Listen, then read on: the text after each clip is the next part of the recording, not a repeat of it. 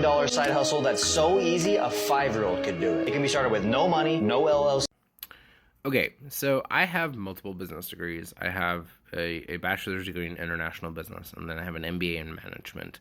I've worked in consulting, I've worked in data analysis, I also work in tech. The idea that you can start a business and essentially piggyback off of other people's work, other people's inventory, other people's business, essentially. This idea that you don't need to provide anything is really dangerous because, number one, it's very reminiscent of like high school, where early college, where you have group work and you're piggybacking off of other people. Some people are not doing their part. Other people are working really hard to get the grade. The problem that I have with things like print on demand or drop shipping or which is essentially the same thing, or vending machine businesses or whatever, is this idea that it's a low-hanging fruit. You're the only one who's going to be in the market. Nobody else is doing it. There's a bunch of things that when you're doing a business plan for a company, there's a bunch of things that you look at and how to deal with, the business, how to deal with its competitors, how you value the company, all sorts of things. If you're doing something like print on demand, you don't own the inventory.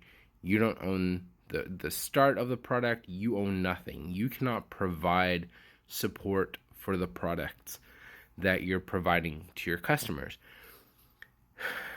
One of the most consistent problems with that is you don't have control over the quality of the product that you're producing. So if you have a company that is shipping out these t-shirts and they're terrible, you won't know that they're terrible t-shirts until somebody gives you a really bad review. Then you have zero power to do anything about it because you don't own the company. You don't do anything. All that you are doing is essentially being a middleman for everybody else. That's why I hate this advice, because it's not good advice. It's not good business advice. Some corpo bro likes to give this advice and say, hey, you can do all these things. You could be a millionaire. You could be rich if only you hustled. I hate it. It's such bad advice, and it just exhausts me because I see it constantly. And you just need to work harder and then you'll get the life that you want. No, because I want to own the company. I want to own the upstream. I want to own the downstream. I want to be able to know the product that I put out is going to be a good product. If something happens to that product, I want to be able to say, you know what, let me handle that for you. Let's bring it back. And it's not about not having salespeople or not having middlemen or like the middle persons. It's about knowing what you are providing to your customers. Your customers are your most important part of the equation, okay? If you don't have customers, you don't have money. If your customers don't come back, you don't have money. Look at what Temu has done. Garbage products, but they sell them for so cheap, and their ads are so ridiculous that people have to click on stuff. And the fact of the matter is, it's trash. It's stupid, very low quality products. Please, Temu, hit me up. I just want to shit on somebody's products. Don't listen to this advice. If you want to start a business, do it the right way. File the LLC paperwork.